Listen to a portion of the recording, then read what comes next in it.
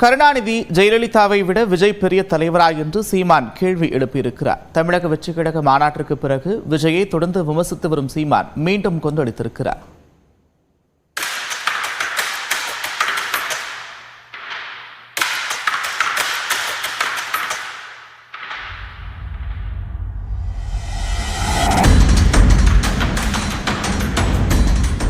விஜய் அரசியலுக்கு வந்தால் வாழ்த்துவேன் என்று கூறி வந்த நாம் தமிழர் கட்சியின் தலைமை ஒருங்கிணைப்பாளர் சீமான் தமிழக வெற்றிக் கழகத்தை தொடங்குவதாக விஜய் அறிவித்த பிறகும் அவருக்கு ஆதரவாகவே பேசி வந்தார்.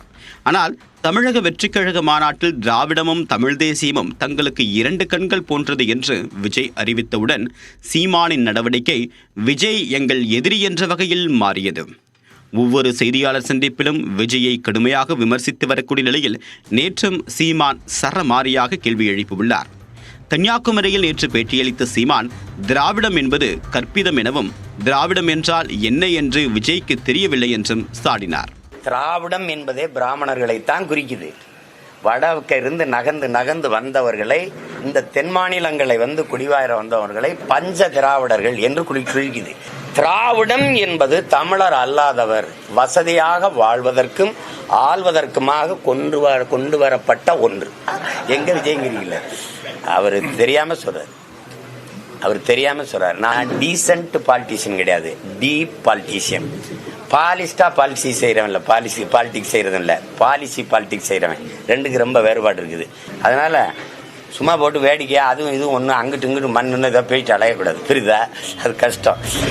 மொழி முதன்மை இல்லை என்றால் உலக வெற்றிக் கழகம் என கட்சிக்கு பெயர் வைத்திருக்க வேண்டியதுதானே என்றும் சீமான் விமர்சித்தார்.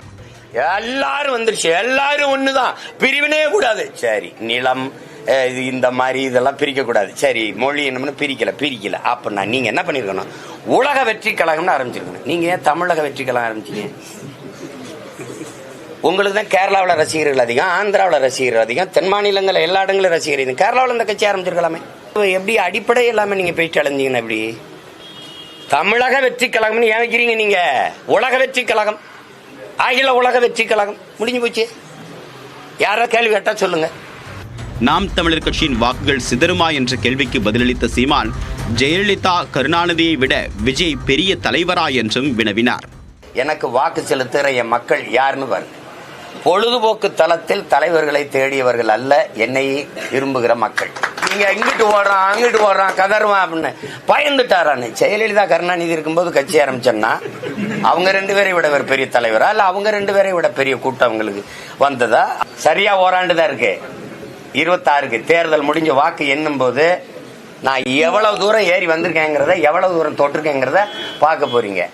சீமான் பிறந்த நாளுக்கு விஜய் வாழ்த்து கூறிய போது அன்பு தம்பிக்கு நன்றி என்று பதிலளித்த சீமான் தற்போது மீண்டும் விஜயை சரமாரியாக சாடியுள்ளார்.